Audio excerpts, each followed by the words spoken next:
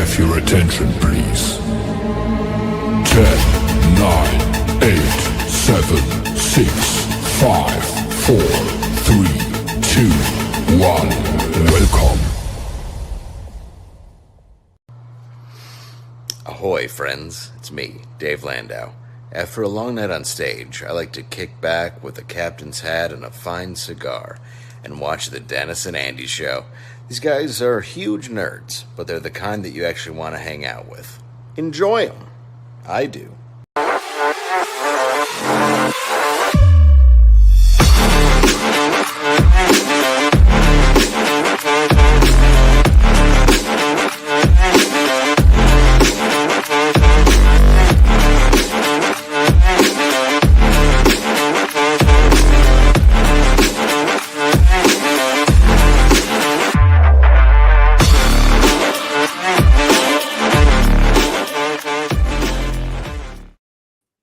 Well, hello, everybody. Happy Wednesday. It is the DNA Show back at its regular time, 3:30 Eastern, where we are.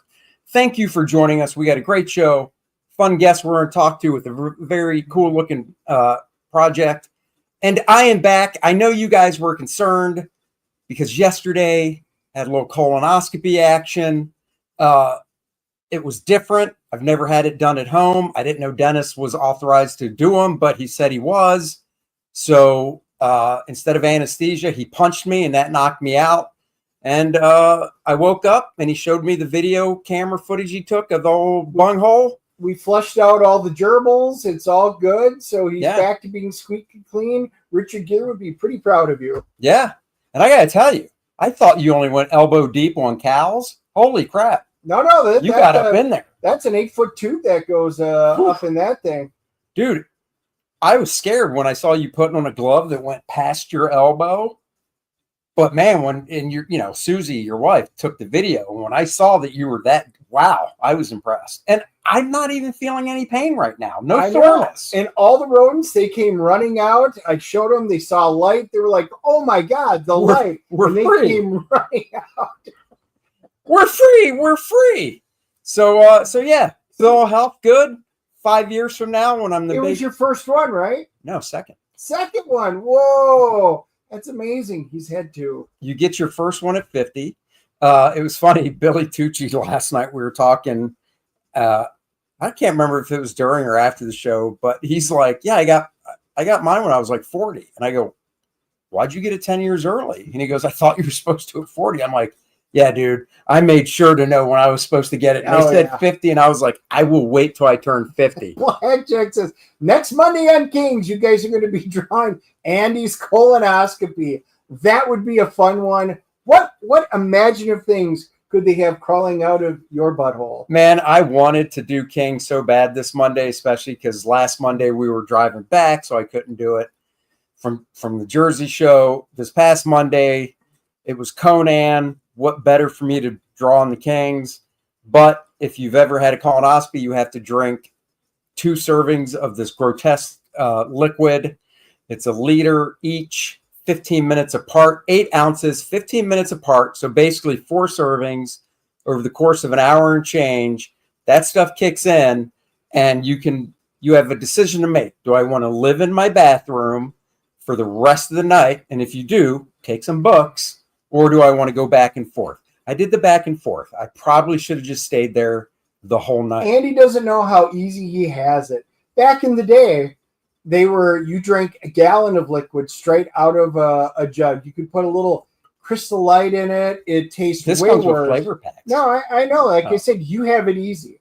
So I had my first one done when I was 25 because they found polyps. So I've had to have one every single year. Up until very recently, now it's every couple. It is awful.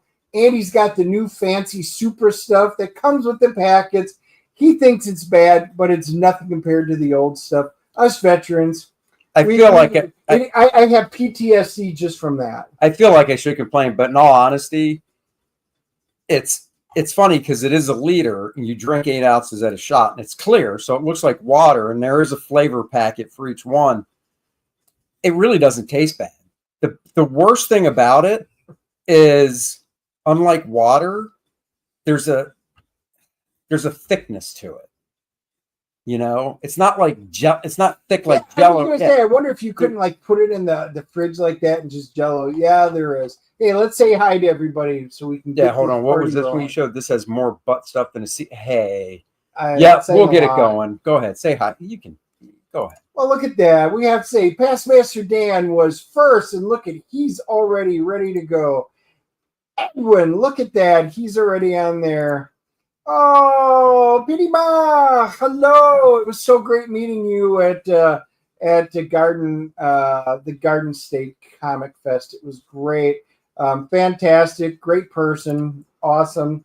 Oh, look at Andy said, don't forget. There we go. Sign up for Lilith Infernal Conflict. Marcus is there. He's already whipping out wrenches along with JP Roca. There we go. And our guest there, he's already dropping the links for the Indiegogo campaign for our upcoming guests. Baron Haas, look at that. See, you heard a little wrong, but you were close.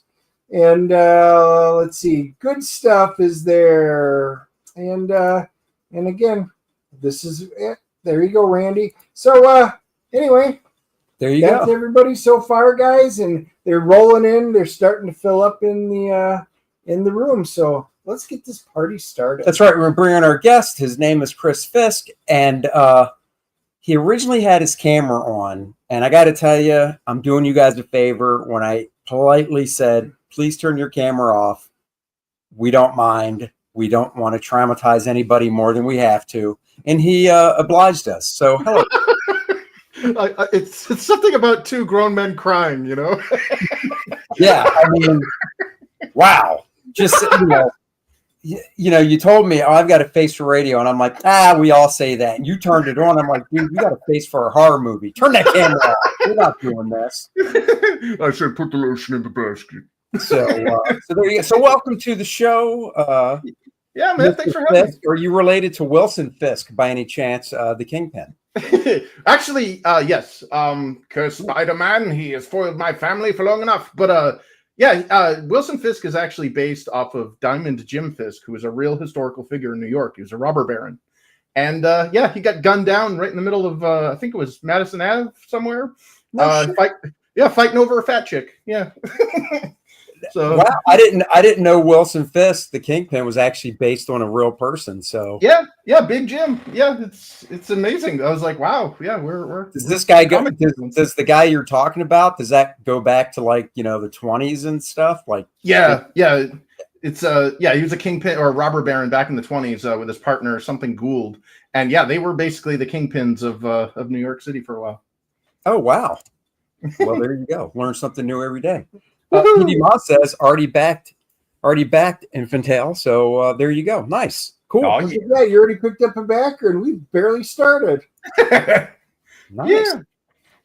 All right. Well, let's dive in. Dennis, take it away, my Since friend. you're brand new to the show, and other than your screenshot, they don't know you. So we always want to ask, what's your origin story? How did you get involved with comic books? And what was the very first comic book you either bought or somebody bought for you that made you fall in love with comics?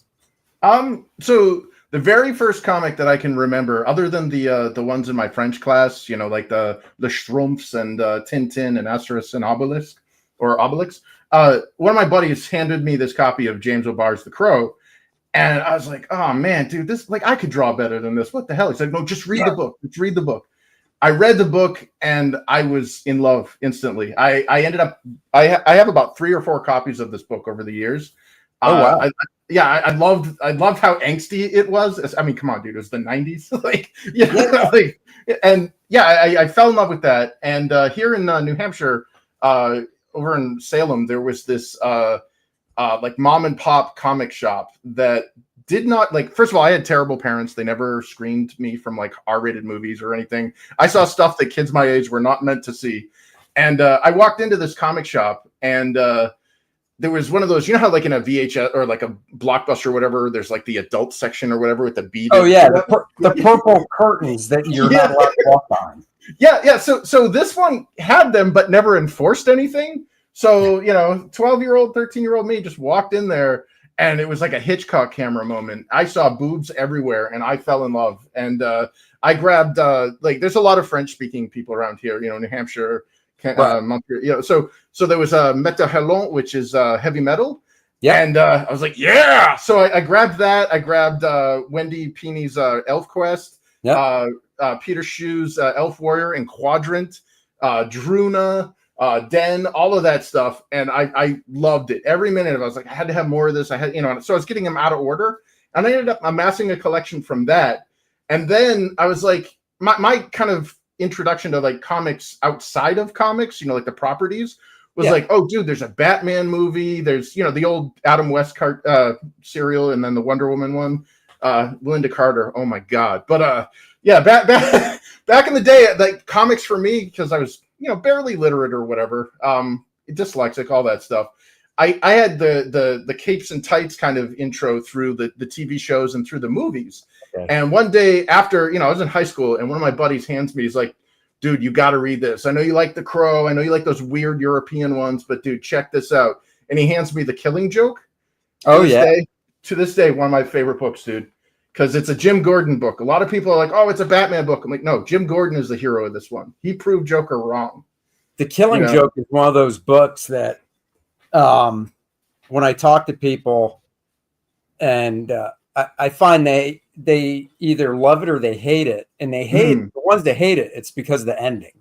Yeah, yeah.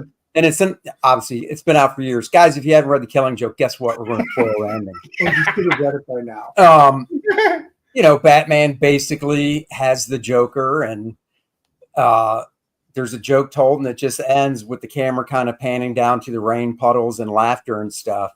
And it kind of, now I haven't read it in years, but you can take away the ending, I guess, almost kind of what you want with what the Batman did to the Joker and stuff. And, some people hate that and some love it. I didn't mind it. I thought The Killing Joke was cool. So hell yeah. It was all about entertaining. And Rich even says, I came here to chew bubblegum and be entertained. I'm all out of bubblegum. There you go. But The Crow, I'm kind of with you. Like, I remember when The Crow first came out, and I looked at it. Maybe it's different, being an artist and stuff. And I can't remember what year The Crow came out. I guess it was it early 90s? It wasn't 80s, right? No, it had to be early. It was early 90s. Okay, so the Crow came out. I think I was already in the business, or if not, maybe still in art school. But I'll be honest, I just looked at the art and I was like, I can't do it. Yeah. And I never read it. Now I love the movie. I thought the movie was great. I thought the first printing when that came out, I used to have the set. It was fantastic. I thought it wasn't the best art, but it was very stylistic, and it really set the mood and the tone for the entire book. I really dug it. I thought it was a cool indie book. It's probably something I should revisit, because my memories of it, I have not looked at that original Crow series in probably 15, 20 years. So at this point, I should probably revisit it, because I could probably appreciate it, kind of like you're saying, Dennis. Yeah. And you too, Chris, about the art really fitting it. But back then I couldn't. So I don't know. Maybe I'll have to. I like the concept, I looked it up, but I was thinking it was about 91. Rich says Crow movie was 93, so book was prior to that. And public service announcement for those watching on X and Twitter. All the campaign links are being included as replies to the post, so that way you guys can check it out and go visit the different links. Cool. Oh yeah. So so you got into reading comics and you liked them and stuff. What kind of sparked you to go, I think I want to try and write these and create my own stuff? Or what did you do beforehand? So going back to around 1990 or a little bit before, my high school treated us all like criminals. Thanks, Pelham High. Apparently, they had no idea that volunteer and compulsory were antonyms, and we were forced into 140 hours of community service. If we didn't do that, they wouldn't let us graduate. So, Yeah, schnell, ich kann Zeit haben. So they basically forced us into do pro bono work, and I was a little upset by that because I had a job at the time. I worked for a screen printer. I did T-shirts and stuff. So I'm like, I'm not gonna I don't have time for this crap. And I ended up, one of my buddies introduced me to the fantasy club at the Pelham Public Library. And I was turned off by the name. I'm like, dude, people who go to this are going to become locker gnomes. They're not going to survive high school. He's like, no, dude, just do it. Just check it out. So I went there and I was about to leave. And then this absolutely gorgeous librarian came down the stairs. And I'm like, okay, I'll stay. Yeah, that's all. And she overheard my plight about the community service hours. And she learned that I was into like the whole Dungeons and Dragons, the whole tabletop role-playing game stuff. I was a day walker. You looked at me, you wouldn't think I was into that stuff. But, she's like, if you keep these kids from crawling the walls and taking down the shelves, you can use your little Dungeons and Dragons role-playing game experiment. You can use them as guinea pigs. I'll give you whatever community service hours you need. So I was hooked. I was like, okay. So I ended up beta testing for the 4 years I was in high school with various kids of various ages playing my Infinitale role-playing game system. And very cool. Yeah, dude, nothing will prepare you for critique and criticism like the honesty of a 10-year-old kid that you can't punch. So you created your own role-playing game off of this property way back then? Yes. Wow. So yeah, cool. So I built the tabletop role-playing game and went through high school. And then I lingered for about another 3 or 4 years after that. And then, the whole adulthood thing kind of kicked my ass. I had to get the job, went off to work for a newspaper for like 6.5 years. I went to university, had no time to do any of this game stuff because tabletop role-playing games, especially if you're like the dungeon master or whatever, is a huge, it consumes a lot of time. So I kind of put it aside, put it in my own little storage tote or whatever. And then I went off into video game development, and I did that for about a decade, a little more actually. And I foolishly paid to have this heavy block of documents for my game moved around to Australia, to California, to Japan, and back. So it got a world travel. A whole bunch of worthless paper at the time got a whole world travel experience. And I ended up leaving the industry, and I went into something more stable. Like I did that whole change of life in my early 40s, where I was like, I can keep chasing my meal and have my basically my employment measured in months, which is not a healthy way of uprooting your life every few. You never have anything stable. So I ended up jumping into cybersecurity, and I work for UX designer, cybersecurity stuff. But as much as that's more stable, more in demand, more like rewarding or whatever, it's incredibly not creative. So creatively constipated. What did you actually study? Like, what did you go to college for in the first place? What's your So I originally went in to university because I got tired of teaching myself pirated German tutorials on how to use 3D Studio Max and Alias Wave and Maya and all that stuff. Right. And I foolishly went to New Hampshire, Plymouth University here in New Hampshire, because I couldn't afford out-of-state tuition. I went there, and they had no idea what the hell any of that stuff was. This was like the 90s or early 90s. So they're like, I have no idea what 3D Studio is. So I put on a big presentation for the entire art team, or the entire faculty of the building, with a bunch of pirated software examples. I had my roommates' computers up, everything, did the whole song and dance. And then come to find out, they're like, yeah, thanks for doing that. We're going to go with this one that we can use on a Mac. You don't meet the requisites for that class because it's a junior level class, even though you can teach it. So I got a little disenchanted with the whole 3D animation, 3D modeling stuff, and I went into developmental psychology. Oh, wow. So, yeah, kind of a weird shift, but yeah. How did that roll over to getting a job in the video game industry? Well, developmental psychology deals a lot with like learning patterns and human interface, stuff like that. So when I initially applied into the video game industry, I applied it to a startup, and it was a bunch of guys, making a game in the garage. And I was like, hey, do you guys need like a UX designer, UI designer, blah, blah, blah. Here's my stuff. I worked on mods for Quake 3. I've worked on mods for Unreal Tournament, all that stuff. In fact, I was one of those one of the bad people that got the vacationphotos.rar file that was actually the Half-Life source engine off of Kazaa before the game came out. So I got to play around with that. And they were impressed enough to hire me on. And I worked, I did UI stuff. I did systems design. I even worked on narrative design. It was interesting. We had timelines, everything. Like the art department was actually heavily involved in our initial narrative team. But that project kind of cratered after we lost our publisher, Namco Bandai. They just bailed on all of their American development studios.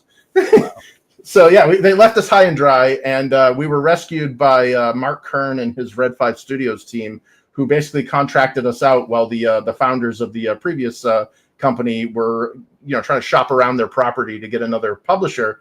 And I just liked working at Red 5 a lot more than I liked working at that unstable studio. So I jumped ship, little bit of a mercenary there, but jumped ship, spent about 4 or 5 years at Red 5, and then they went belly up because they spent more money than they brought in.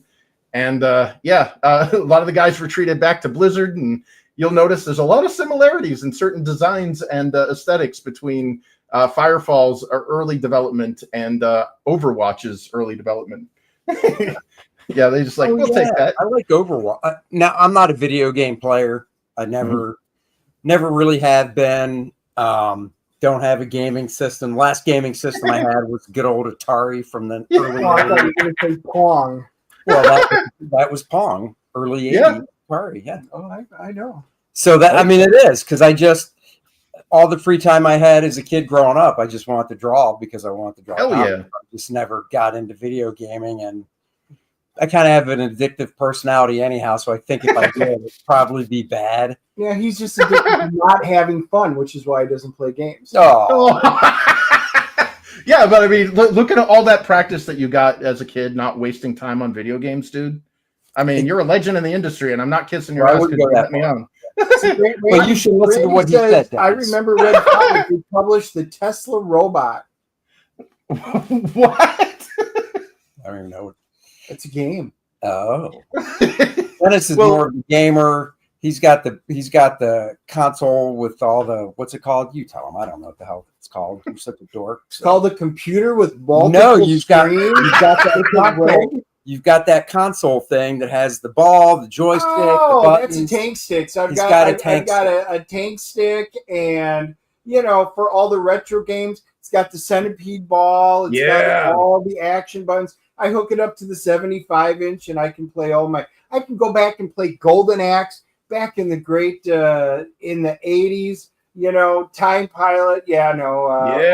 All those fun Defender, Joust. So the tank stick. I've had a gaming rig. I actually just opened up one of my old crates that was upstairs. I'm like, I wonder what's in here. Oh my God! I wonder what's in the Ark of the Covenant. I had all the fancy joysticks with the flights, suction cups that went down there. They were completely control. You can configure all the controls, and I mean, this is in the 80s and 90s and stuff. As they went through, I didn't even realize I had a whole bin of that stuff, and it's all useless now. But man, it was so cool. U-Lock and stuff, because I owned all that stuff. Nice. And when you were talking about Dungeon Master stuff, that describes him to a T. So. I used to put in. I before we moved here, I finished off a 6-year campaign I ran, and my buddy just called, and we're going to try and start something up this fall. But I put in 40, 45 hours every week just on the DMing side, and it's incredibly time consuming. Hell yeah. Yeah, it is. Like, the world is only as big as the Dungeon Master. If your players know more about the world than you do, it turns into the arguments and the rules referees and all that stuff. Yeah, you got your rules lawyers, and it's no fun then. It's got to be about role playing and imagination. Hell yeah. Amen, brother. Cool. Yeah. So then when did you start developing this property into an actual graphic novel and stuff? And while we're talking about it, we'll share it. Oh yeah, so in about 2014, when I left the video game industry and I was all depressed, because it was like a confluence of things. It wasn't just that I quit my dream career and I was going into something a little more mundane. I also like I noticed around that time it really kind of reached like its apex of like all of my hobbies telling me they didn't want me as a customer anymore. Like, you know, we got the dinner dates, the proms, the Hellfire galas, the, you know, all this stuff in the comics. I'm like, dude, I just want to see Wolverine cut somebody's face off. Like, what is this about dances and stuff and tea parties? Yeah, I know. Like, and then in Dungeons and Dragons, like apparently orcs are now like they can't be innately evil. They now have to be like gray-skinned Mexicans for some reason. And I'm like, yeah. What is this? Like, dude, you know, alignments. I mean, the whole point of alignment is to make you play a certain way. Oh, yeah, don't have that. Oh no. Yeah. So it started depressing the hell out of me, and I was like, you know what? I could sit there and just be miserable and be like, this sucks, this sucks, this sucks, or I could try to make like an alternative. So I grabbed the old archives, that travel tote that traveled the world for no reason. And I opened it up and I was like, dude, I got to make this a game. Like I dusted it off. And I was talking to one of my buddies who was still an engineer over at Blizzard at the time. And we are like, you know, I'm like, dude, we got to get this out on Kickstarter. We could do the whole like board game thing, whatever. And as we looked at Kickstarter, it's like, oh my God, like competition is so stiff. Like the market is just so saturated with like badass looking TTRPGs with like resin figures and all this stuff. I'm like, how the hell am I gonna, you know, stand out from that? And then he's like, well, you know, why do you think World of Warcraft was already primed? Like there were already people like waiting at the gates, like it was Black Friday, or, you know, it's like, how do you think they got like that? And I was like, oh, well, they already had like a whole bunch of media and materials before that. You know, they had games before that even. And he's like, well, why don't you do that? Why don't you make like a novel or an animated series or whatever? So I wrote up a screenplay, you know, took some screenwriting courses, wrote up a screenplay. I'm like, yeah, we could do this in a movie or a series or whatever. Delusional me went down to Boston, you know, the whole Foxborough thing, the whole Project Greenlight. And I got the reality check where they're like, yeah, no publisher or no production studio would ever touch this. Like the budget would be insane. Like this is, yeah, your thing's doomed. So I was like, oh crap, what am I going to do? And it's like, well, you could animate it, you know, grab Toon Boom, grab Flash. So I started doing the guy. They're asking, is there a catch? So there people are already looking at the campaign. Is there a catch up tier where you can pick up both your first book number 1 and number 2? Oh yes. So there's these things called legacy perks. Where here I'll actually show you on the campaign. Well, it's gonna take a few seconds because what just happened? Oh, okay. So yeah, there's a thing called legacy perks here at the bottom. That we've got some leftover variant covers from the first campaign. So you have the first printing. And here's the thing, though. These are the version 1.0 that was on the first campaign. We still have some leftover ones. They won't be reprinted. That's why you see only the variant covers instead of the standard edition, because that's sold out. It's gone. You know, House of the Lego. So here's something else, though. If you want to save money, I also have the version 1.1 retail edition. It's a little different. It's got some changes here and there, some edits or whatever, and you can grab it off of Amazon for a little less money. So if you want to just get the book, you know, no frills or whatever, you can grab it off of Amazon. And you know how Amazon doesn't, you know, if depending on how it's shipping or whatever, you can grab it off of there for relatively, you know, nice cost cutting measures. But if you want the OG collectors white glove treatment editions, we have the two variant covers, cover B by Mr. Genzo Man and cover A by Michelle Hefner. So yeah, so those two are available. And also, so I guess I can jump into this a little bit here. Tell everybody and us about the story and stuff. Yeah, man. So when I was at the library, you know, this was long before the days of Google. I had free range of the dreaded Dewey Decimal System. Oh yeah, and I plumbed the depths of the library. And here in New England, we have some old books that I'm fortunate enough to have gotten English translation copies of. When I was making fantasy, I didn't want to rip off Dungeons and Dragons because Dungeons and Dragons, in my opinion, was a ripoff of Tolkien. You know, and I didn't want to be a Xerox of a Xerox. So I kind of looked at Tolkien and I'm like, well, I don't want to rip off his stuff too, because he's already got like good stories. And what did he look at? And so I looked at a lot of the stuff that Tolkien used for his research, and I came across the Kalevala, which is the Finnish folklore stories of Finland. And then I looked up the Mabinogia, which is the Welsh folklore. Was it the Book of Invasions, the Irish folklore, the Tua de Danann. And then various dude, I looked into Viking stuff. So I looked into Snorri Sturluson's Walsung saga, and I was really grateful that somebody had translated it, because I could not understand any of that, if not for the translated pages. Yeah, so I researched that. I even researched like the operas, like Wagner's Ring of the Nibelung, and I was like, okay, this is what he was looking at. I'm gonna grab that. So when I started my story and I started the tabletop role-playing game, the first thing people noticed was they're like, well, it's kind of like D&D, but not quite. Like, these are elves, but they're not D&D elves. Like it's kind of like putting your own stink on it. So yeah. I kind of looked at like these ancient folklore stuff, and I pulled from there. So, for example, the elves in our story here, it takes place on this world of Asperia, which is just this one known continent of Foitla. And first thing I did was I made the mistake of using Irish and Welsh mythology, because those names, I don't know what crime they committed against the Roman alphabet, but like, I don't know how you get those sounds from those letters when they're put together. so everything's incredibly impronounceable. But unfortunately, the kids back in the day, they loved it. There's a lot of Irish kids here too, by the way. My neighbors were straight out of Limerick. Half the time you couldn't understand a word of this. But yeah, so we had this fantasy world that was based off of my own interpretation or my own inspirations from various folklore, and we have these elves called the Alfar, which are like the prototype elves. Like, we always talk about the elves and the fae and the fairies and stuff, but it's always more of like we'll take it for granted. They're an ancient race. Like, well, what about their origin? Like, when did they start? Because they're eternal. Well, it's like, well, let's go back to the beginning.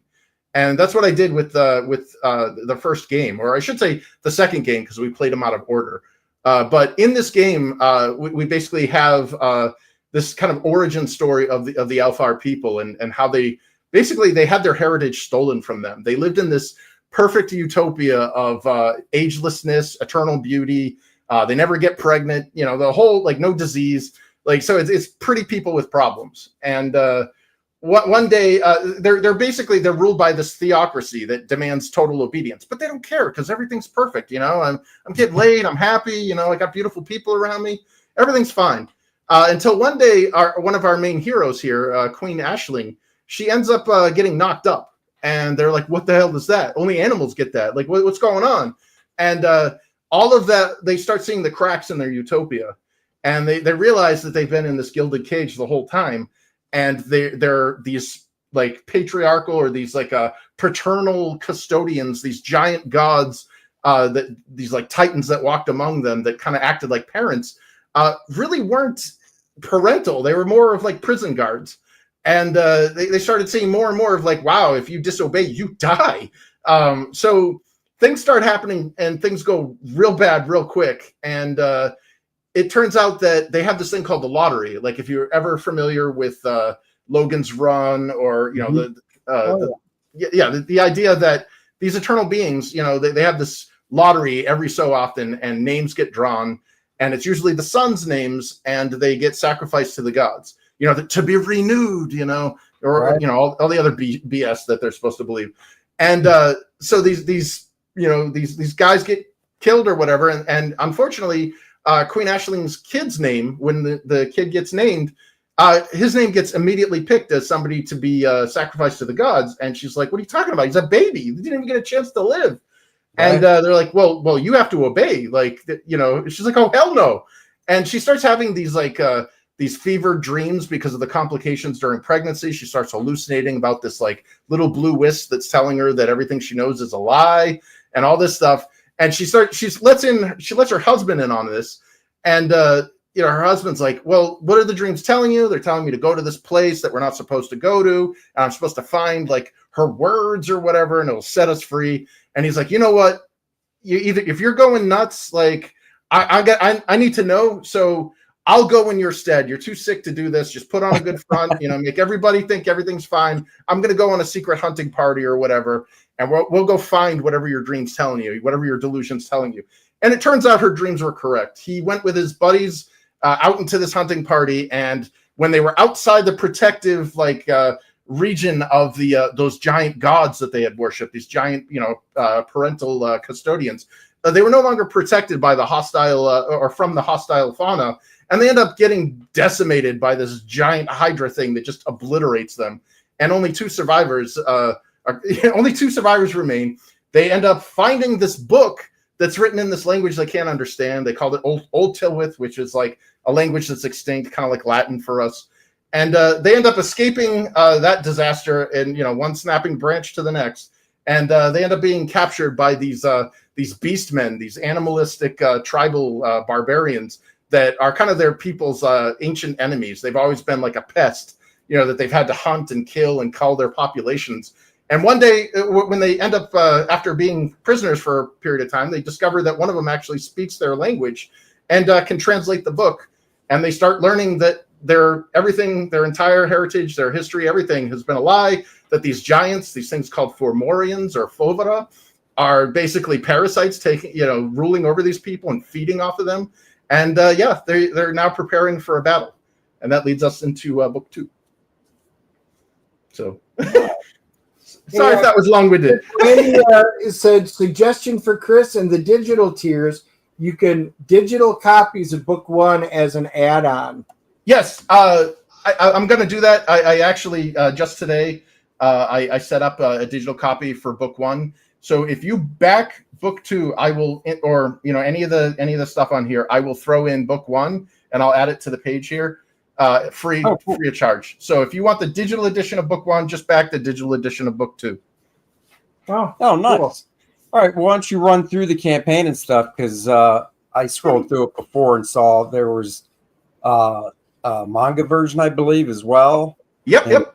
Yeah. So go through that. And I think the art, by the way, how did you find your artist? Because I mean, you got a good eye. Oh, thanks. Yeah. So I originally reached out because I didn't know the first thing about making comics 10 years ago. I reached out to this guy Zen over in California. He looked at my screenplay, laughed, and said, "No comic artist will ever work on this is just crap. We're gonna have to basically fix it to make it legible for comic artists."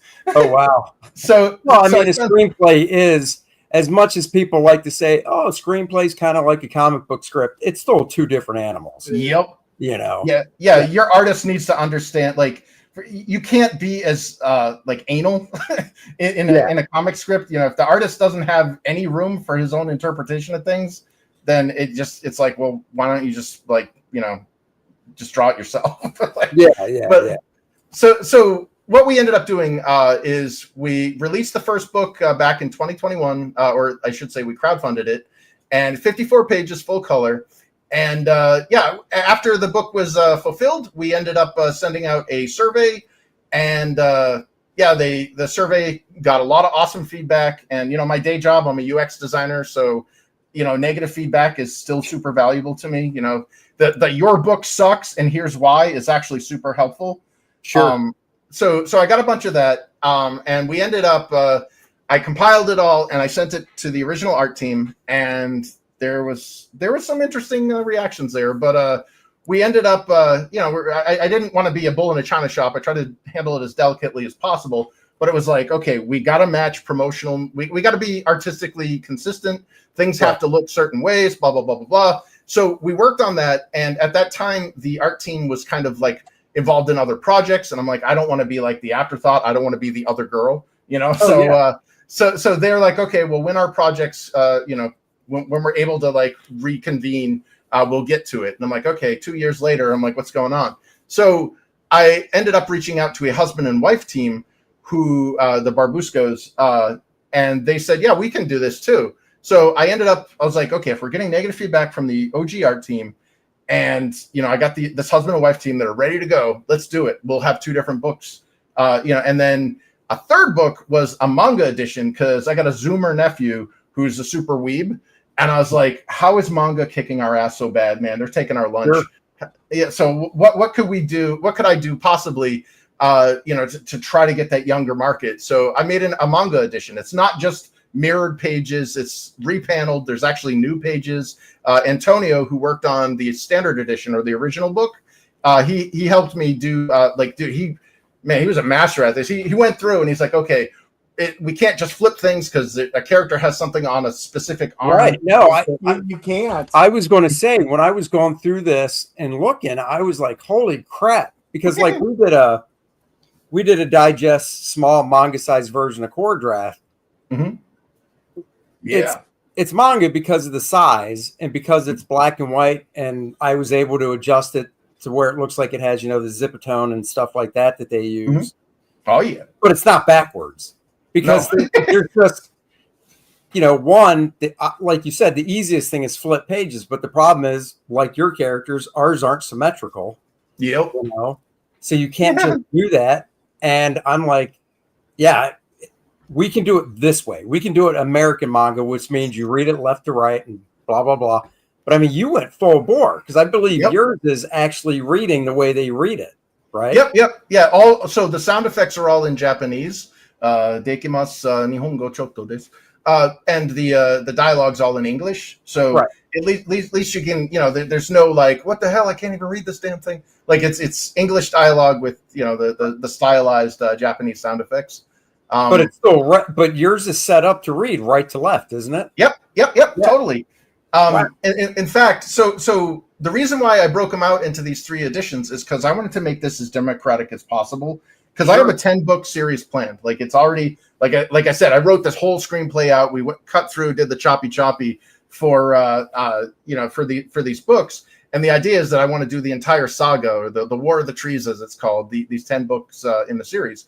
And we got to book 2 here, and it's like, okay, we've got some negative feedback. That we're at that point now where we need to decide what the customers want more of and invest in that, and what the customers don't like or don't want, we shouldn't be investing in that, or we should be changing that, because I don't want to waste resources, especially in our crappy economy, to get a book out that nobody wants. So I thought, okay, well, I've got the standard edition that we finally got, the alternate art edition, which was done by the husband and wife team, which is, again, standard edition is exactly like the first book. It's in that Western comic style. We're used to it, here in the West, like that's our comics. And then the alternate art edition is a little more painterly, very like bandas des années. It's not 8x11 or the A4 style that the Europeans want, because I wanted to make the box, the shipping a little easier, because those big books do not fit well in certain spinner racks. So and then finally the manga edition, I worked with Antonio, who worked on the standard edition, and I went through, we did all the pages, I did the zipatone stuff, and it's a combination of both books 1 and 2. So the manga edition is Jumoko no Taisen, which is the War of the Trees in Japanese, and it's volume 1, and it's 180 pages, black and white, and it reads right to left. And based on that, based on how many weebs or how many people like the OG or how many people are interested in the standard, or I'm sorry, the alternate style, I started keeping a scoreboard. And the reason for that is because whichever of those 3 styles wins, that's our series going forward. Like these other 2 will die out. Yeah, like they're just collector points at that point. So, yeah. And if you're, I'm a firm believer in try before you buy. So this is just explaining that, but before I get into the try before you buy, we're originally setting out for 60 pages. I send it out to my proofreaders. They tore it apart. They said, great story, but nothing happened. Your pacing sucks. I gave them the rest of the 10 book series. They're like, cool. And they started moving stuff in, switching stuff around. And finally they're like, okay, I like it like this. The peaks and troughs, the story paces really well this way. I think people are going to love this. And I looked at them and said, dude, the 60 pages that I gave you are now 120 pages. And they just gave me a shoulder shrug. So I said, you know what? Fine, we'll do it. Screw it. We're doing it live, 120 pages. So book 2 is 120 full color pages. Wow. And if you want to see it, like if you're noticing, it's like, where the hell's the interior art? What the hell? What's this guy doing? Well, you can just click this little button right here, and voila, ici. You can flip through and read 13 pages preview of the book. Oh wow, look at that page turn. Did you set that up or somebody? Yeah. That's what you do. Nice. Yeah. And if you don't stuff. Yeah. And if you don't want to be beholden to this web browser, this little button right here, you can just download the PDF. So you get a free 15 page, whatever preview. And then that goes for all of them. So you just saw the standard edition. It's like, okay, well, what about the alternate art? Like, okay, now I can compare and contrast and be like, you know what? I like the alternate art style better. It's the same story. They got the same script. It's just their interpretation of it. Now, is this the husband-wife team? Yes, this is the husband and wife team.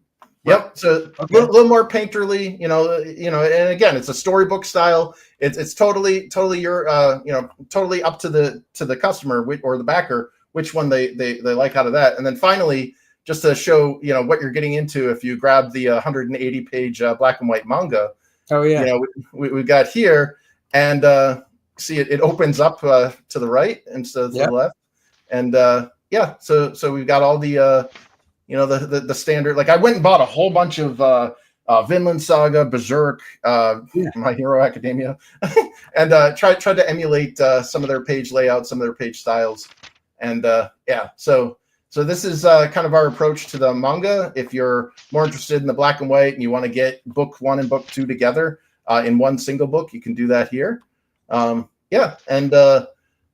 It gets cooler than this, guys. I swear. So in addition to the books you can preview and download for free, there's also a cool bundle deal where if you like both the standard and the alternate art, you can buy them together at a slight discount here, and get this cool slipcase that's got this cool art piece by Clark Ocliza of one of Queen Ashling's Very Bad Days. If you like elves, you'll love the book. If you hate elves, you'll really love the book because these people get effed up. And here's some other bundles. This was a popular bundle on the first campaign. People liked backing the book with the trading cards, and I'll show you the trading cards in a bit.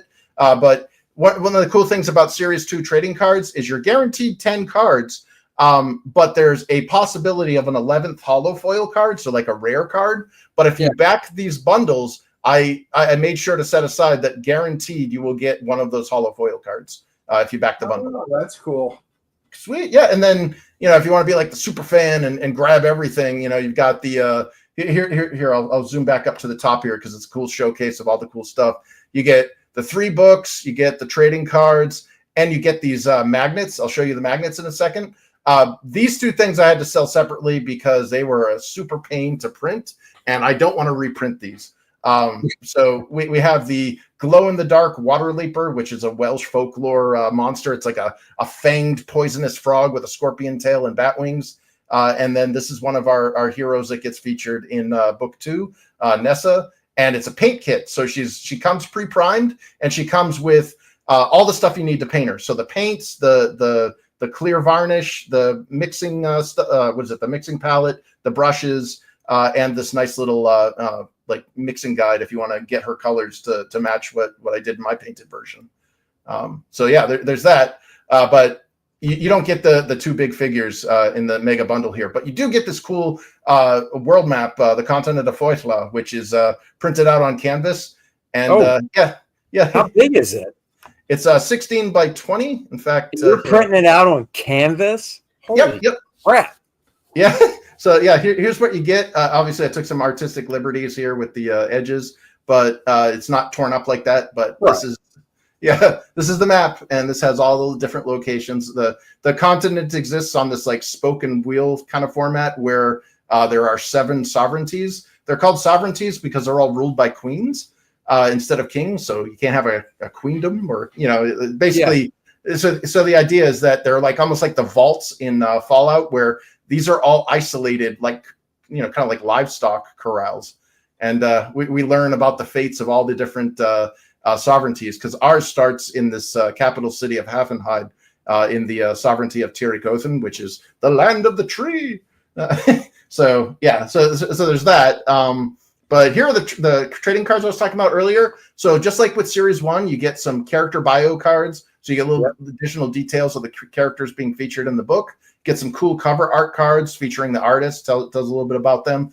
And then here below, these are the 10 out of these 10, you might be able to get one of these cards. They may not appear in that deck, but if they do, it might be one of these 10.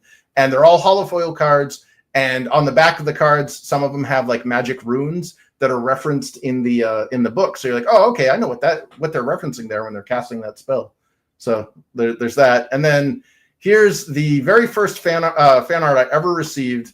Nerium Nova ended up basically, she contacted me one day and she's like, yeah, keep your eye out on the mail. I sent you something, and it was this awesome black and white poster of Queen Aisling here regretting and crying about something she did that you get to see in the book later. And I have it hanging up on my wall. So I loved it so much. I scanned it in, I colored it, put it on a 5x7 holofoil card. And during the first campaign, part of me growing my X or my Twitter social media presence, I gave them away to followers when I reached like 1,000 and 2,000 followers. And the ones that I had left over, I just decided to add as an add-on here. So if you missed out on that, you can grab it in this campaign. And then here are those magnets. I'm a big fan of the old 16-bit era of video games, RPGs, stuff.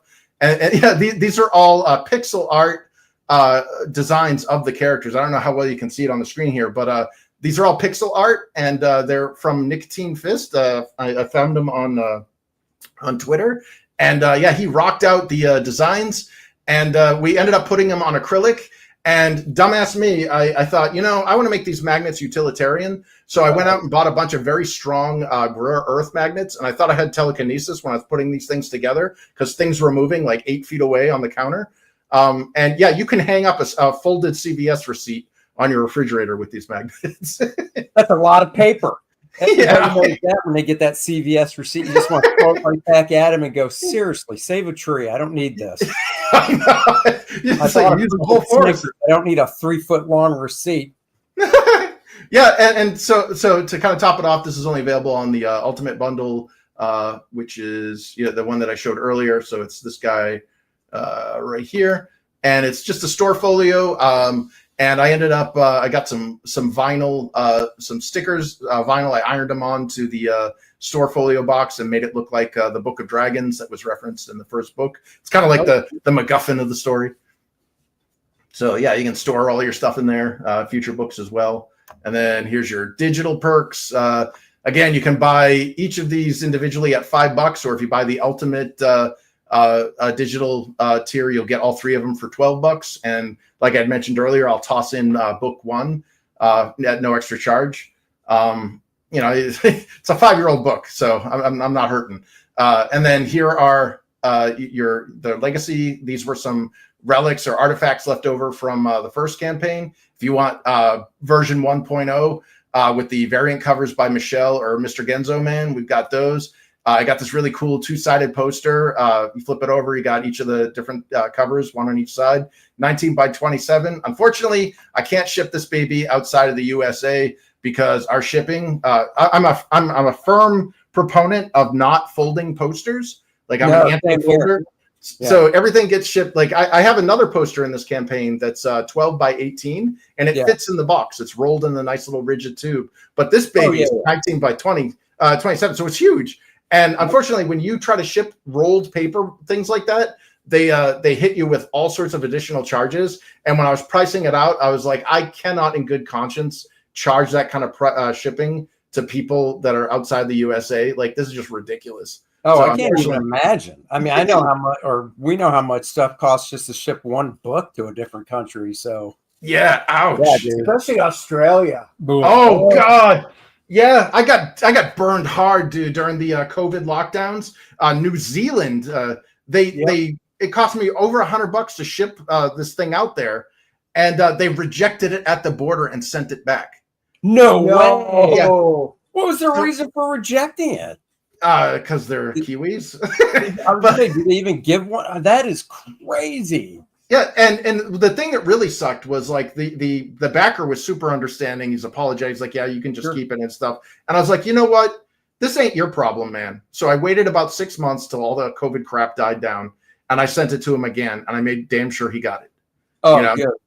So yeah, he got it because he ordered the ultimate bundle, and it's like, dude, that's a high item thing, and so you're getting that. No, dude, I hear you. We had a few issues of shipping some stuff And unfortunately, with the they always bundles. seem to be overseas when there's big issues. Oh, it's Yes. It's all Yes. Yeah, I had one guy. We had stuff like, oh my god, we had stuff like Disappeared. Yeah. one box was like, it was a standard size box, so I'm just going to make up dimensions, and it was like 14 by 11 by like 10, 10 inches high, whatever, right?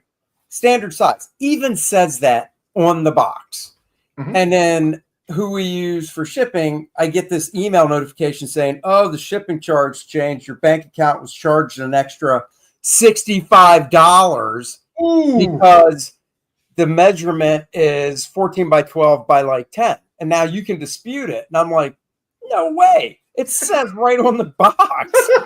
So, I mean, I disputed it. And sometimes it worked out because it happened more than once. And sometimes it didn't go in our favor. Yep. That is the size of the box. You are measuring incorrectly. It is literally the same size box as it says right on the outside of the box. No, it's not. We're charging you more. Yeah. It's just, oh my God. It is. And it's the fact that it's going there because like a friend of ours lives over in the UK, backed one of their books. She sent it over here. So when we ship something, and you know this, we ship something to the UK, just one graphic novel. It's like, $25-$30, which is ridiculous, but it is what it is. When I got her book, once again, one graphic novel, Gemini mailer from the UK to here, it says on the label how much the postage was. It was less than $10. Yep. Yeah. We're getting screwed as Americans trying to do international business. Yeah. I mean, I'm like, what? And it's always dependent upon the receiving company's post office as to what the postage rates are. So obviously we're a lot nicer here in the US for foreign creators than the reverse. And by the way, I got an email from a company we use saying that it's July. I got that one. It's like July 15th. Priority mail rates are going up like 40%. Yep. And some are as high as 57. 40%. And that's not out of country. That's in yes. 40% starting like July 15th. So yeah, you got it too. Yep. That's a rage inducing because it's like I sent out advanced copies of this stuff because I wanted to weigh the box, get everything packed up, and sent it out. And I was like, okay, this is how much it's going to cost me. Did a little bit of number crunching, and I'm like, okay, this is how much it's going to cost. So when the campaign launched, I could be like, this is how much it's going to cost you for shipping, blah, blah, blah, blah, blah.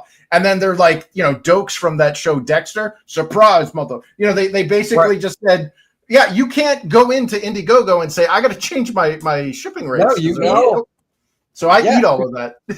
Dude, same exact thing. When we did the core draft box, we bought like a box, to ship it in because the box is a collector box, and we put everything in it, probably even put in a couple extra things just to be safe, weighed it. We're like, okay, we can charge this much. And then, 9 months later, when it comes to fulfillment, you're like, crap. Yeah, and it's and there isn't like you have no recourse. It's like here's your cost you have to eat, and it's like, wow, thanks. I'm now losing money. Yep. Yeah. Well, there was a bunch of times. It's really weird. There was a bunch of times that for some of the bigger stuff we were shipping, UPS actually came out cheaper than the post office. Which wow! And I was like, what? Whoa. And we started taking a bunch of stuff to UPS, and then it's so weird. Then like 2 weeks later, we're doing fulfillments. It took us about a month and a half, probably 6 weeks, whatever. A few weeks later, we're doing fulfillment, same exact package. This time the post office is cheaper, and it's like, what the hell?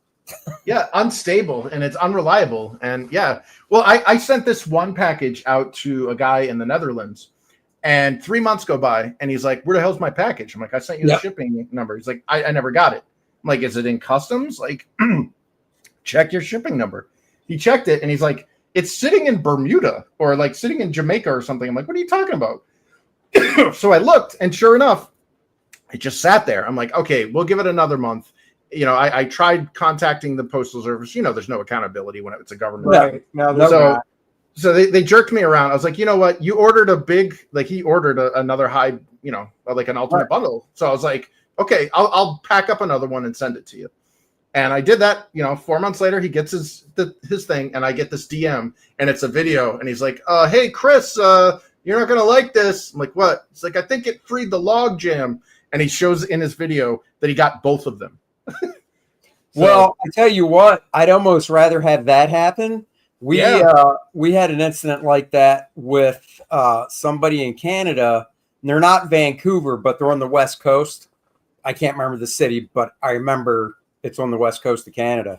Mm-hmm. And I felt so bad. Like, he emailed me, and this is like 6-7 weeks after we're done fulfillment and stuff. Mm-hmm. And he's like, "Hey, I just want to check. I haven't gotten it. When I check the tracking, it basically shows that it's just sitting at this one area." So I'm like, "Well, let me check." I do. I check tracking, and it shows like it left. We're in Charlotte, so it left here, it went to here, and then boom, it's at this one place, and it's not moved. Just hasn't moved. Oh. So I'm like, "Oh my God." Okay. I was like, "Dude, don't worry about it. It's not your fault. I'll get you another one out." And that was one case. And he ended up getting it. God knows whatever happened to the first one. And then another instance, Canada again, guy emails us or emails me and basically says, "My address hasn't changed. I checked the tracking and it says it was undeliverable and it's being returned to sender." Oh. And I was like, "What?" I said, "What's the address? Send me your address again." And he sent it. And I go, "That is the exact address I sent it to." I said, "Obviously, let me get you another one out." Got him another one out. A week and a half, whatever goes by. He shoots me an email. He's like, I hate to be this, but I haven't gotten it. And I'm like, "Hey." Oh my God.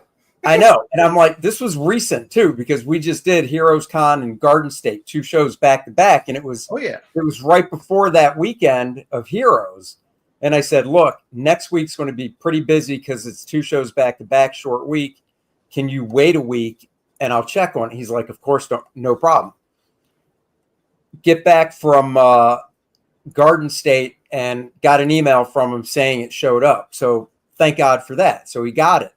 But remember the first part of the story where his notification said, "Couldn't be delivered, being returned to sender."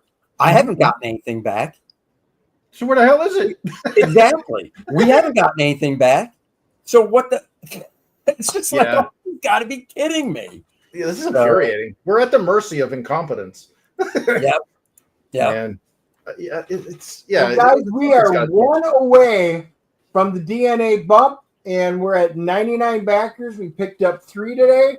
So if we get one more, we will have an official DNA bump. That's right. Awesome. Thank you, everyone. This is funny. Randy's like, "You may as well ship my books to Graham in Buffalo," and because Randy's in Canada. Oh no! Drive down and pick it up because it'll be cheaper. Yeah, true. Yeah. Well, what the infuriating thing is, and it's got to really be for you because you're so close to Canada compared to us, right? Yep. Is the fact that. And I'll just use Graham as an example because he's in Buffalo. So he's literally like, "Oh, let me throw a baseball. It's in Canada."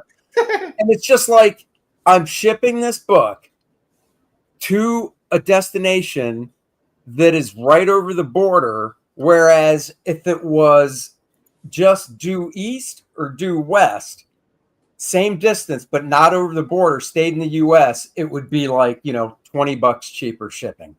Isn't that insane? Shipping to Canada for one book, once again, it's like $25. And I'm just like, why? Yeah. If we took Canada, if we made it the 51st state, it would be, media mail or priority or ground cost. That's all I'm saying. Yeah. Yeah, it's ridiculous, especially when they treat it as overseas. I'm like, it's less than a 3-hour drive from me. Right. I could personally deliver it at a cheaper price. Well, you could probably, and I mean, I think I even suggested this to Graham maybe once. I said, what you should do is you should take the package, take the address, drive to Canada because you're in Buffalo, you're close, and then go to the first post office as soon as you cross the border in Canada and mail it. Because Yeah. mailing it Canada to somebody in Canada just to see what the cost is. Because I tell you right now, if it's $25 from US to Canada and it doesn't matter, I mean, maybe it does because he's in Buffalo. I don't know. But if he actually did that experiment and it knocked off like $20, a part of me would be like, that's it. Every Canadian shipment, I'm waiting for the last. I'm throwing them in a big thing in the back of my truck, driving the car. I will spend the day at the post office to just mail this crap in Canada to the man. Canada. Yeah, hell yeah. That's I mean, dude, that's what you got to do when they're charging like, $30 for like less than a pound. Yeah. Human trafficking is cheaper. I know. Yeah, exactly. I know. I've got a baby coming this way because we wanted to have a new child again because ours is 22. So much cheaper than mailing a graphic novel. It's not even funny. Yeah. First bride was only $25, so I was pretty happy. And that's from Russia. Yeah. Yeah. Wow. And he asked for extra air holes, and they didn't even charge. I always hate when they deliver them, Dave. She was a little underweight. They could have fed her a little better in the box, but that's okay. He beefed her up, no problem. So, yeah. Well, so I guess real quick, because we're getting to the end. What else do you want the audience to know about the campaign and stuff? Sure. Before we wrap it up there. So in addition to these cool legacy perks, I wanted to get down to so we've got the books already printed. These are the boxes that they'll come in. Cool. But here's the cool part. So we've unlocked all the stretch goals, or these 3 stretch goals. So everybody that's backed a physical book will get this cool 2-sided Spot UV bookmark with the "Be sure to drink your Ovaltine" decoder on the back, because there's some R2D2 language in there, so you get a nice little insights into that. And every backer is going to get this baby, okay? And I'll show you a little bit of what's coming. This is Nerium Nova and I put our heads together as a preview of book 3. It's in black and white because, again, we wanted to get this out for the campaign, so we didn't want to take forever with the colors. But voila, ici. Here is the free 40-page preview. You're getting a 40-page book for free, and it's in black and white here. They're getting so is this every backer, or did you say it's a certain tier? It's every backer that's backed a book. So right. Yeah, so every backer that's backed a book is literally getting a 40-page printed black and white book. Wow. Unless you for mine now. That's exciting. Holy crap. And in addition, so if you backed a digital tier, you're going to get this in digital format. You're literally going to get exactly what I'm showing you right here, and you can download it and do whatever you want with it afterwards. But that's the free 40-page black and white preview of book 3, chapter 1. And also we see here, since we reached 5,000, there's a nice Ashcan art book. So this is the abridged edition of the Art of Infinitale Chronicles, Volume 1. And this baby is only available for people who backed the limited edition campaigns. Just to show you what the limited edition campaigns are, they are right, where are we? Right here. So you can back the ultimate bundle and get the free art book, or these cards and book bundles, or the cool two book bundle here, and you'll get this cool Ashcan art book, and it's got all the art, some of it that's left unseen from the Infinitale Chronicles. We've got the character concepts here. Here, let's do a little. Oh, nice. Yeah, we've got. How many pages is this one? It's at 80 pages right now. Oh, wow. So, okay. Yeah, it's got some cover art here by our artists. We've got, where is it? Got some promotional art. We've got some cool-ass promotional art. We got some work from various artists. We got some saucy art. Still safe for work. And then I don't know if people like this one, but I'm a product designer, so this is kind of where I like to nerd out. But I also showed kind of the insights into how we built the custom font and this is what the tabletop role-playing games logo looks like, and here's what it looks like for the comic book, because the comic book series is the chronicled adventures of those games that I played with those bastards, those kids back in the 90s. And we've put it out in comic book form. So it's like a historical primer to get people like hyped up for the tabletop role-playing game. So you know the world before you get into the game to make your own stories. Nice. And here's some attempted, some of the prototypes that we did, some of the ones that didn't make it, but it kind of shows the cool process that we worked through. Here's some of the 3D printed figurines. Cool thing about these is the first 10 backers of this campaign we launched on Michael Bancroft's. We ended up randomly selecting one of these and giving them to the backers. So like the first 10 people that backed physical each got one of these randomly selected that will be included in their shipment. Unfortunately, the Royal Hydra here was not one of them. Right. Too big. Now, are those the standard RPG size figures? They're a little bigger actually, because they were my prototypes, and right. I'm not a fan with how fragile it is, and I did all sorts of experiments trying to make the resin durable enough, right. But I wasn't happy with it, and I didn't want to charge people money for it. So I'm like, you know what? I think you guys will like this. So I kind of gave it as a nice little spicy bonus to the first 10 people. Here's the pixel art of the magnets of the characters. Here's my map without any of the labels on it. Some of the designs for the various factions. Some interior art showing kind of the process that we went through. You can see here how Alzir's colors kind of picked up some of the stuff that you don't see in the line art. And then we've got some unused stuff. Like here's, if you're a fan of Evil Ernie, you got Ariel Medel here who took a stab at book 2's opening. We ended up not using it, but it's kind of cool to see his interpretation of it. And then we get into like some additional fan art. Like this is that piece I was telling you about that Nerium sent to me and is now hanging on my wall. And here's my colored version that's now the 5x7 card. And then here's back in the olden days, back in '94. These were my ballpoint pen doodles that I did of some of the characters. Oh, cool. They changed over the years, but here's some other fan art. We've got, I was blown away just out of the blue. I see on my timeline, hey, I just did Ashling from Infinitale Chronicles, and I was like, holy crap, man, can I use this? He's like, yeah, it's yours. So I ended up putting it here in the art book, and we got another one here by Vac Phoenix, who did this cool picture of Aoife, who's another character in the story. And then I was on what was it, the studio, the Dawn, and we had the guys over there doing some cool art for various interpretations of Queen Ashling, and I asked them if I could put it in their book, and they seemed pretty happy about it. Gave me the thumbs up, so they're in, as well as Duck Bacon's drawing here of Kaelin with a slave. We got Robert Geronimo over at Blood Realm, the Alternative comics guy. He did one of the other characters, and then passion for drawing, like the TikTok illustrator, Rob Schaefer. He did the pick of Kaelin here. And then finally, Romo Art did this really cool one. Just one day, just said, hey, how's this look, man? I was like, I can't pay you. He's like, I don't want any money. It's just free, free of charge. I was like, holy shit, dude. I can't thank you enough. Can I put it in a book? And he's like, yes. So that's why it's here in the book. And I got this nice little index. So you get to see if you have artists that you're a fan of. You get to see what page their art is featured on in the book. And then on the very back, it's got Eduardo Barbosa, who did the alternate art edition, his original sketch of Ashling. So very cool. That's and this is not white in the physical. This is actually gold foil, but the way that the book had to be set up, I had to make it white. Sure. So that's the Infinitale Chronicles 2 campaign. It's everything but the kitchen sink and the Ashling bathwater. So it is. So I'm excited for it. I think this looks really cool, really fun.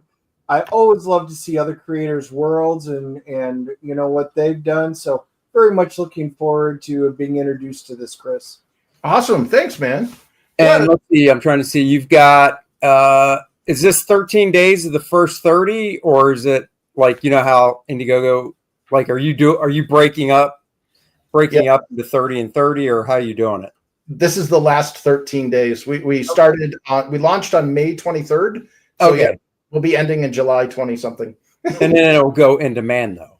Yeah, I'm going to leave it in demand for a short time, mainly because when I leave things in demand, onus of keeping inventory and shipping still, resides on me. And when you're backing on demand or in demand, generally I want to be as punctual as possible with the shipping. And because it's a steady rate, it's like I'm constantly running back and forth to the post office. So what I plan to do, it's like exactly what I did with the first book, is once this campaign ends, you get a nice little window while I fulfill the book that I'll leave it in demand. So when people start seeing other people on social media who received it, they can be a judge of whether or not they want to back it in the in-demand stage. And then I'll end the in-demand stage, take all of the I send a survey. So there's like a little QR code that'll come in the box, and it asks basically for people to tell me what they think anonymously. So they could be like, this book is awesome, or like when I was in game development, whoever designed this should be taken out back and shot, whatever. Like it's just give me the feedback, and we can use that feedback to improve the product. And then I will end in demand and move it directly into Amazon, just like I did with the first book. And whichever of these 3 editions, so whichever one of these three, wins the battle, this will be whatever makes it to Amazon as the retail edition. And then that's it. It's done. Case closed for book 2. Cool. Very cool. Well, good luck with it. It looks great. And yeah, man, I mean, you're offering, like you said, a ton of stuff. So there's something out there for everybody, no matter what you guys like.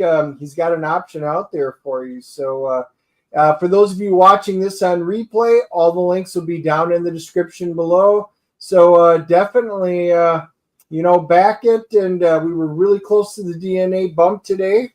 But yeah, guys, back it. And one last question, but I believe I know the answer. He says, is it on Kickstarter? No, right? It's Indiegogo. Just Indiegogo. Sorry. Yeah. I had some scary, I had some friends had some scary experiences with Kickstarter where they reached funding and then they couldn't get, they reached out to people and these people pulled their money after they reached funding. Sure. And they're like, wait, what? It's like, I only got 70% of what I needed. Yeah. Yeah, no, I hear you. Well, cool. Well, guys, go check it out. Go back it. This dude's really cool. Dude, seriously, it's been a great conversation. Yeah. Thanks for having me. I told Dennis before the show, I'm like, Dennis is like, well, you've talked to this guy before. And I'm like, no, dude, this is cold. He goes, really? I was like, yeah. He goes, great. So we could have a dead limp fish. And I said, we could. I said, well, we almost made it through the entire show without one of Andy's analogies, but there we go. I didn't make it. So just like I'm going to go 0 days with no work injuries, just like 0 days without the Andy. Yep, we take that off the board, wiped it. Sorry, that's the way it goes. So, guys, we did drop. We went and saw Jurassic World Rebirth. So Andy and I both on our channels. Make sure you get both of our channels YouTubes. We dropped the review for it. We are seeing Superman tomorrow night. So we will be dropping the review for that. We were debating we'll probably do a spoiler-free review because it is very fresh. We will see. Yep, spoiler-free, and then maybe a week later we'll have one. I'll have to reach out to our buddy Christian Blatt, who we'd like to have one to talk about movies, and maybe we'll do one with him where we talk spoilers and stuff. So there you go. And of course, guys, yes, we've been talking about it for a long time. The time is coming closer. We were talking about details and stuff today for Lilith Infernal Conflict. The main cover. There is the homage cover of me doing my best. Vampirella #1. And then there's new characters, of course, that we're introducing and stuff. So go sign up. The link is pinned to the top of the chat and in the description below. Sign up so you don't miss out when we launch, which should be end of this month. So go check it out. And I can even tell you the video is being worked on right now. In fact, the guy that was creating the video was in the chat earlier. So go check it out and sign up. And we will catch you guys next Wednesday. Until then, thanks for watching. Go check out Graybeards with Mr. Aaron Lepresti, David Williams, Dan Lawless, and Gary Martin. And I think they're drawing Avengers from, nope, the poll was Avengers, different time periods. Yeah. think it's the Silver Age ones. Oh, So Very go check cool. that out. It'll be cool. And we'll catch you guys later. Live long and prosper. Bye-bye, everybody. everybody. Good time.